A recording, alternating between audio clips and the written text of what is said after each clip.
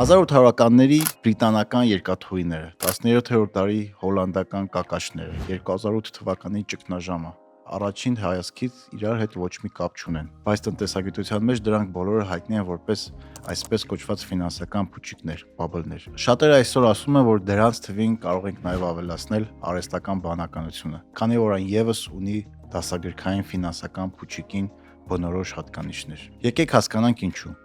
Բարև ձեզ, ես Նարեկն եմ, մեր գործընկերն է Amundi Agva Asset Management-ը։ Դուք դիտում եք փողի մասինը։ Այսօր խոսելու ենք ֆինանսական փուչիկների մասին եւ թե ինչ ազդեցություն են դրանք թողել աշխարհի զարգացման վրա եւ ինչ ազդեցություն դեռ կարող են ունենալ։ Ֆինանսական փուչիկը ամենապարզ լեզվով ասած, դա մի իրավիճակ է, երբ որևէ ակտիվ, լինի դա տուն, բաժնետոմս, թե օրինակ ծաղիկ, գինը այնքան է բարձրանում, որ լրիվ կտրվում է իր իրական արժեքից։ Պատճառները տարբեր են՝ մարկային ագահություն,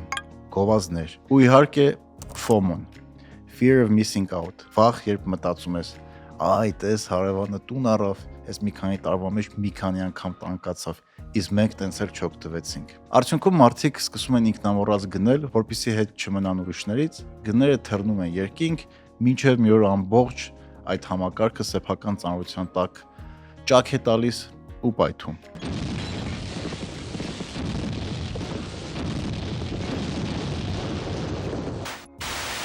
Երբ լսում ենք փուչիկ բառը, միանգամից պատկերացնում ենք աղետ, կորցրած խնայողություններ, փակված բիզնեսներ եւ տնտեսական ճգնաժամ։ Այո, անհատներին, շատ բիզնեսներին եւ ներդրողներին դա հաճախ բերում է ողբերգության, բայց այսօր ուզում եմ խոսենք նաեւ մի հետաքրքիր ֆենոմենի մասին։ Այն տեխնոլոգիաները, կապի միջոցները եւ ենթակառուցվածքները, որոնցից մենք այսօր ամեն վայրկյան օգտվում ենք, գոյություն ունեն այն պատճառով, որ ժամանակին եղել են այդ ֆինանսական փուչիկները ու պայթել։ Մի պահ մտածեք, որ խելամիտ ներդրողը միլիարդավոր դոլարների ներդրում կանի մի անհայտ ռիսկային տեխնոլոգիայի մեջ, որը գուցե 20 տարի հետո նոր շահույթ տա։ Նորմալ շուկաների պայմաններում հիմնականում շատ քչեր են, բայց պատկերացնենք մի շղթա։ Հայտնվում է նոր ինչ-որ գաղափար։ Առաջին ներդրողները հանկարծ արագ հարստանում են։ Լուրերը սկսում են տարածվել, մեդիայում սկսում են խոսալ դրա մասին, սկսվում է FOMO։ Այսպես աղմուկը վերածվում է համատարած, կոլեկտիվ մանիայի։ Իսկ երբ փուչիկը պայթում է, արդյունքում առաջին ներդրողները սնանկանում են, բայց ֆիզիկական աշխարհը կարող է ստանալ նոր հզոր ենթակառուցվածքներ։ Այսօր մենք կուսումնասիրենք այդ այսպես կոչված արդյունավետ փուչիկների պատմությունը։ Նաև կխոսենք այն փուչիկների մասին, որոնք սնանկացրել են շատերին ու չեն տվել գրեթե ոչ մի օգուտ։ Կխոսենք երկու հայտնի տեխնոլոգիական փուչիկների մասին, որոնք կապեցին աշխարհը։ Կանդրադառնանք երկու ոչ տեխնոլոգիական ֆենոմենների, իսկ հետո կխոսենք նաև 2008 թվականի համաշխարհային ճգնաժամի մասին ու ամենավերջում AI-ի մասին եւ ինչ ռիսկեր կա այդտեղ։ Հիմա հաստատ կմտածեք, թե ինչու հայկական շուկային այդ դեպքում չեն անդրադառնում։ Մեր առաջիկա էպիզոդներից մեկում պատրաստվում ենք ծավալուն անդրադարձ Հայաստանի անշարժ գույքի շուկայի ամբողջ պատմության, դրա ակունքներից մինչև այսօր, եւ թե ինչ է կատարվում այսօր անշարժ գույքի շուկայում եւ արդյոք այդտեղ կա փուչիկ թե ոչ։ Հիմա վերադառնանք բուն թեմային, խոսենք տեխնոլոգիական փուչիկների մասին, որոնք միավորեցին աշխարհը։ 1830-ականներից Մեծ Բրիտանիայում սկսեցին ակտիվորեն օգտագործել երկաթուղին։ Մարդիկ հանկարծ հասկացան, որ կարելի է ապրանքներն ու մարդկանց երկրի մի ծայրից մյուսը տեղափոխել այնպիսի արագությամբ, որը մինչև այդ թվում էր թե անհնար կլինի։ Բրիտանիայի հասարակության շրջանում տարածվեց իրական երկաթուղային մոլուցք, railway mania, ինչպես նրանք դրա կոչեցին։ Հասարակ քաղաքացիները սկսեցին իրենց ամբողջ կյանքի ընթացքում կուտակած խնայողությունները ներդնել երկաթուղային ընկերությունների բաժնետոմսերի մեջ։ Մարդիկ իրոք սպասում են, որ տեխնոլոգիան փոխելու է աշխարհը ու իրենք դրանից մեծ գումարներ են աշխատելու։ Հենց այդ պատճառով էլ պատրաստ էին ներդնել իրենց խնայողությունները։ Իր գագաթնակետին 1846-ից 1847 թվականներին երկաթուղային ներդրումները կազմում էին Բրիտանիայի ողջ ազգային եկամտի գրեթե 7%-ը։ Ընկերությունները ռեսել են գցում նույնիսկ այնտեղ, որտեղ դրա կարիքը չկար։ Սակայն սպասվող եկամուտները այդպես էլ չեկան, կամ չեկան այն ծավալով, որ մարդիկ սպասում էին։ Սկսվեց վարկային ճգնաժամ եւ փուչիկը պայթեց։ Հազարավոր ընտանիքներ հիմնովին սնանկացան։ Բայց տեսեք, թե ինչ եղավ հետո։ Այդ ռեսերն ու գծերը օդ չչնդեցին։ Երբ առաջին ներդրողները սնանկացան, եկավ գործնական մարդկանց մի նոր ալիք, ովքեր այդ պատրաստի երկաթուղիները գնեցին լիկվիդացիոն աճուրդներից շատ ցածր գներով, իրոք շատ ցածր գներով։ Եվ քանի որ նրանց սկզբնական կապիտալ ծախսերը գրեթե զրոական էր, զրոական չէ, շատ ցածր էր, նրանք կարողացան առաջարկել չափազանց էժան բեռնափոխադրումներ։ Այս հսկայական գերհագեցած տրանսպորտային ցանցը կտրուկ նվազեցրեց լոգիստիկ ծախսերը եւ դարձավ արդյունաբերական հեղափոխության հիմնական շարժիչ ուժերից մեկը։ Արդյունքում առաջին ներդրողները ու շատ անհատներ սննկացան, բայց աշխարհը ստացավ ցանց, որի օգնությամբ փոխվեց ամեն ինչ։ Հաջորդը .com փուչիկը եւ հեռահաղորդագրության բումը։ Ավելի մոտ անցյալում հայտնվեց ինտերնետը, ու բոլորը համոզված էին, որ այն փոխելու աշխարհը։ Նրանք լիովին իրավացին ազդեցության հարցում, բայց սխալվում էին ժամկետների մեջ։ Ներդրողները միլիարդավոր դոլարներ էին գնահատում ցանկացած ընկերություն, որի անվան մեջ կար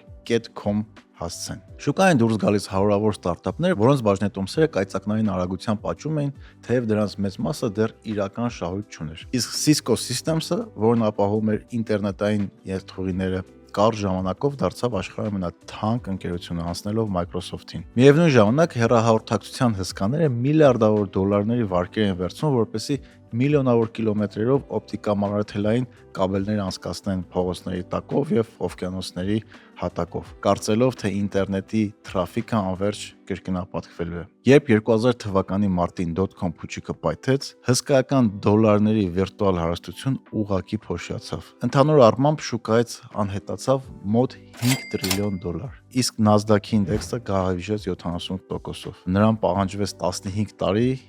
նախկին մակարդակին վերադառնալու համար։ Տեխնոլոգիական ընկերությունների բաժնետոմսերը փլուզվեցին, իսկ կապի հսկաները սննկացան կամ կանգնեցին սննկացման եզրին։ Նրանք թողեցին հսկայական պարքեր եւ այնինչ ոլորտում անվանում էին dark fiber, միլիոնավոր կիլոմետրեր չօգտագործված ստորգետնակաբելներ։ Թվում էր սա կատարյալ աղետ է, բայց 2000-ականների կեսին ստարտափների մի նոր սերունդ, YouTube-ը, Netflix-ը, Amazon Web Service-ը հասկացան, որ կարող են այդ պատրաստի գերհզոր dark fiber ենթակառուցվածքը վարձակալել կամ ստանալ շատ էժան գներով։ Տվյալների փոխանակման ծախսերը դարձան շատ էժան։ Առանց այդ սպեկուլյատիվ բումի, որը հսկայական վնասներով կառուցեց գլոբալ ինտերնետային մայրուղին, այսօրվա մեր սիրելի հավելվածների էկոհամակարգը տնտեսապես ուղղակի կլիներ անհնար կամ շատ թանկ։ Շատերը կորցրեցին մեծ գումարներ, բայց դրա արդյունքում է, որ այսօր մենք ունենք ինտերնետը, եւ դուք այս վիդեոն նայում եք YouTube-ում։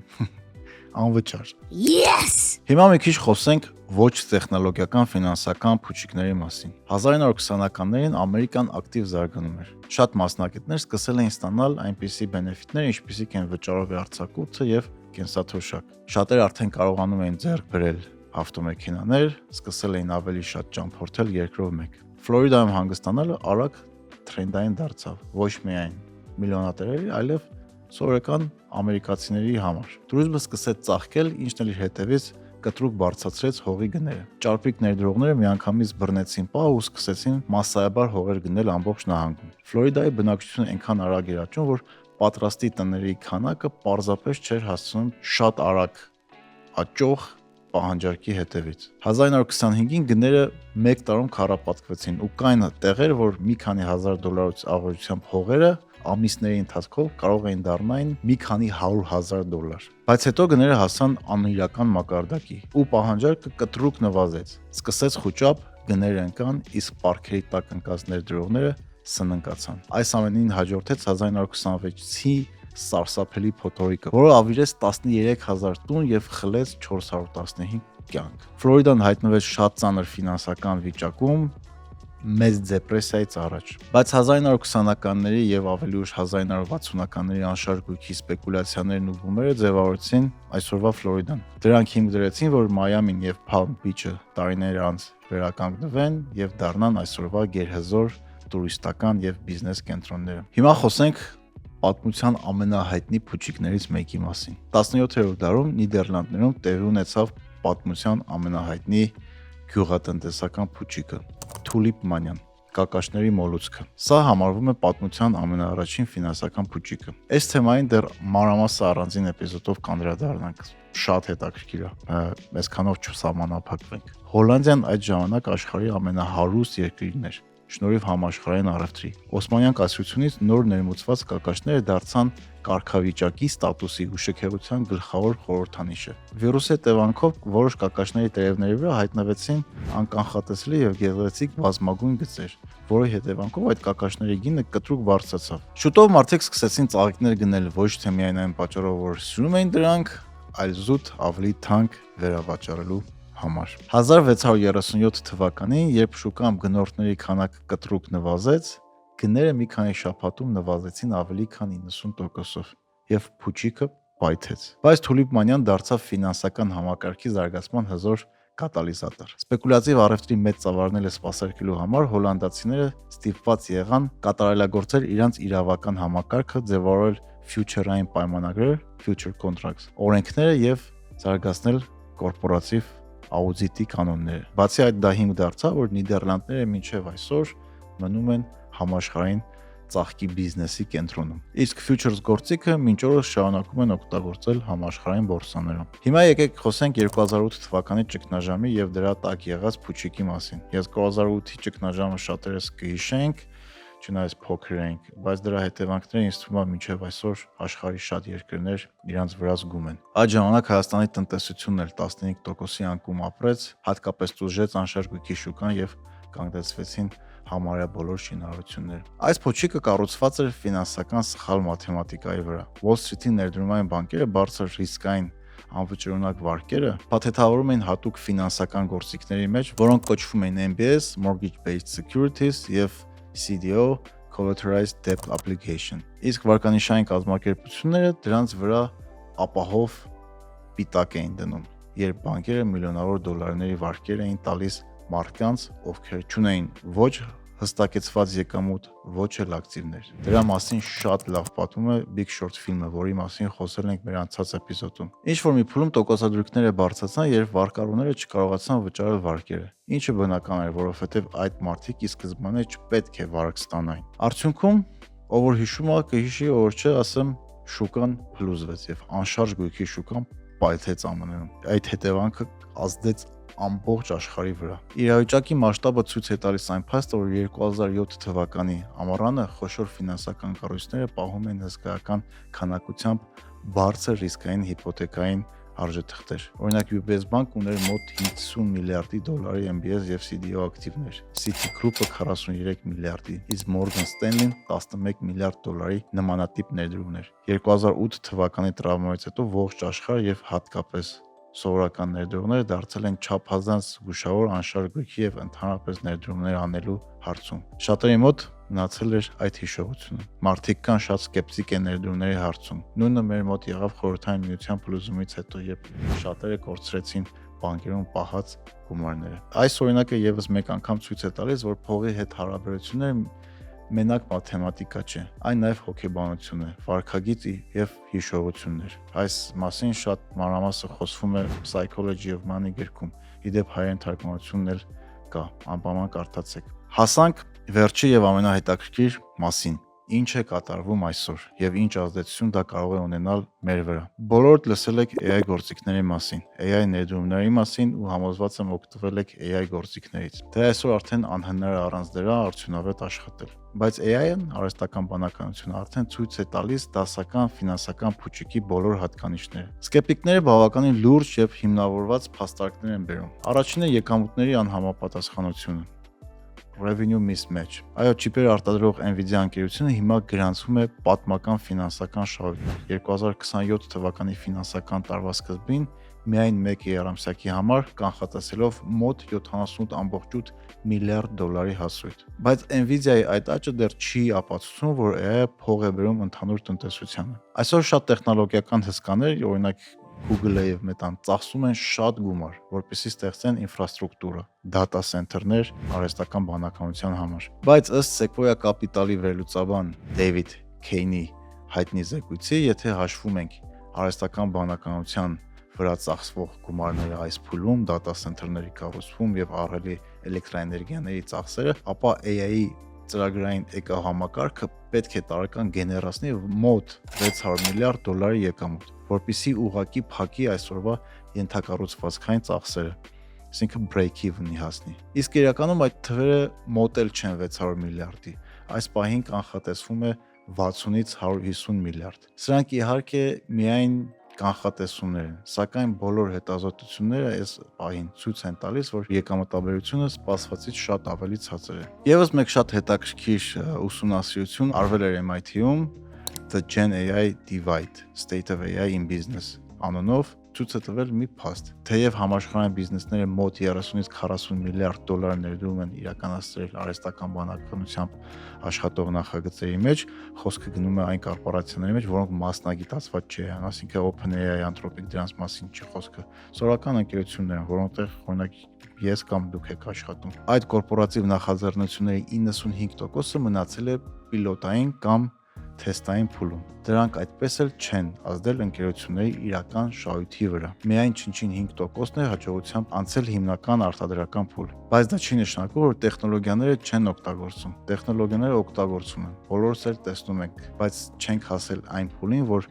ընկերությունները կարողանան ավելի շատ եկամուտ ստանան ու լրիվ արդարացնեն ներդրումները։ Ինչ ապագան իմ կարծիքով կփոխվի։ Մյուս կետը վերաբերվում է մաշվածությանը։ Հիմա կասեք, այդ ինչ կապ ունի AI-ի հետ։ Երբ տեխնոլոգիական հսկաները գնում են միլիարդավոր դոլարների չիպեր, հաշվապահական հաշվարկները թույլ են տալիս այդ ծախսերը բաշխել օրինակ 5-ից 10 տարվա ընթացքում մաշվածությունը։ Դա թույլ է տալիս, որ ընթացիկ երամսյակային շահույթները արհեստականորեն բարձր եւ սիրուն Երևան։ Բայց իրականում աշխարհում AI տեխնոլոգիաները հնանում են ավելի արագ, քան 10 տարին։ 18 ամիս առաջ գնված չիպերի կլաստերը կարող է ակնթարթորեն դառնալ ոչ մրցունակ, երբ հայտնվում են նոր տեխնոլոգիաներ, ինչպիսիք է օրինակ Black Hole-ը։ Երբ այս հսկաները ստիպված են լինում միանգամից դուրս գնել իրենց հնացած չիպերի արժեքը, կորպորատիվ շահույթները լուրջ հարված կարող են ստանալ։ Այս թեմայի մասին մանրամասն խոսում է The Big Short ֆիլմի գլխավոր հերոսը, ներդրող Michael Burry իր Substack-ում։ Եթե ուզում եք ավելի խորանալ մանրամասն ինֆորմացիա ստանալ, խորհուրդ կտամ բաժանորդագրվել նրա Substack բլոգին։ Հաջորդը Nvidia եւ Cisco-ի զուգահեռները։ Շատերը հիմա Nvidia-ն համարում են խոցելի, որտեղ AI մրցավազքում բոլորին չիպեր են պետք։ 1990-ականներին վերջին .com բումի ժամանակ նույն կարգավիճակը ուներ Cisco Systems ընկերությունը։ 2000-ականներին մարտին Cisco-ն դարձավ աշխարհի ամենաթանկ ընկերությունը։ Բայց երբ պահանջարկը սպառվեց եւ տեխնոլոգիական ընկերությունները դադարեցին նոր սերվերներ գնել եւ ենթակառուցվածքներ ստեղծել, Cisco-ի բաժնետոմսերը մեկ տարում նվազեցին 85%-ով։ Եթե Nvidia-ի պարագայում էր այսօրվա պահանջարկը վաղը հանկարծ սպառվի ու դատա կենտրոնների բումը դադարի, հետևանքները կարող են նույնքան ցավոտ լինել։ Սա բնականաբար տարածված տեսակետներից մեկն է։ Ավելի շատ են հակառակը, լավատեսական կանխատեսումները, որ չիպերի կարիքը միայն աճելու եւ ժամանակի հետ։ Նույնիսկ եթե AI-ը եւս ֆինանսական փուչիկ է եւ մի օր պայթի, հող ամբողջովին չի անհետանալու։ Այն ուղղակի միգրացիա անելու նրանցից, ովքեր կառուցել են ենթակառուցվածքները, դեպի նրանց, ովքեր այդ լավագույնը կօգտագործեն։ AI մոդելները շարունակելու են կատարելագործվել եւ ենթակառուցվածքները շարունակելու են աշխատել։ Եվ այն ընկերությունները, որոնք կսովորեն սինխրոնացնել այս տեխնոլոգիաները իրենց օպերացիոն իրականության մեջ, կկարողանան առավելագույնը օգուտներ ստանալ։ Պատմական իրողությունները, որոնց մասին այսօր խոսեցինք, ապացուցում են, որ մարդիկ չեն կարող ճշգրիտ կանխատեսել տեխնոլոգիական հեղափոխության վերջնակետը, երբ իրենք գտնվում են դրա հենց կենտրոնում։ Հնարավոր է 5 տարի հետո նայենք ու հասկանանք, որ չափից շատ դատա կենտրոններ են կառուցել։ Գուցե պարզվի, որ միլիարդավոր դոլարներ ենք ներդրել մի համակարգի մեջ, որը կհնանա մեկ այլ ավելի նոր համակարգի ի հայտ գալու պատճառով։ Կամ էլ ընդհակառակը, գուցե մենք հիմա կանգնած ենք այնպիսի գլոբալ հեղափոխության շեմին, որի պայմաններում այսօրվա 100 միլիարդավոր դոլարների ծախսերը, օրինակ 2030-ականներին ուղղակի կոպեկներ կթվան։ Ոչ ոք չի կարող 100% վստահությամբ կանխատեսումներ անել։ Կարդացեք, ուսումնասիրեք ու չմոռանաք բաժանորդագրվեք մեր ալիքին, որ բաց չթողեք մեր նոր հետաքրքիր թեմաների անդրադարձները։ Շնորհակալություն, ես Նարեկն եմ, դուք դիտում եք փողի մասինը։ Կտեսնվենք։